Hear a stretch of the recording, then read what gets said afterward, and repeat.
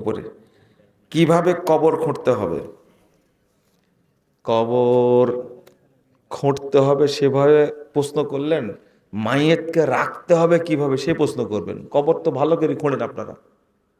মাইয়েতকে রাখতে হবে একবারে ডাইন কাতে। কথা কি বুঝতে পারলেন? কবরটা ওইভাবেই খুঁড়বেন। কবর খুঁড়লেন তো মাঝখানে আবার একটা কি করবেন, নিচু করবেন, যেন মাইয়েত একবারে ডাইন কাতে থাকে। বুঝতে পারেন না? শীত করে শোয়ানো যাবে না, এটা বেদাত।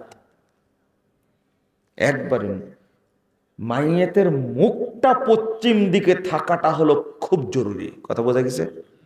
খুব জরুরি। শীত করে মাইয়েতকে শোয়ানো যাবে না, এটা বেদাত।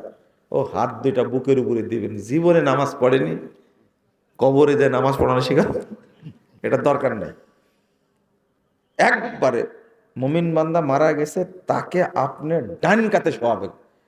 আর বেনামাজি যদি হয় তো গোরস্থানে দাফনই করবেন না, ঢাল করবেন একবারে অবশ্যই।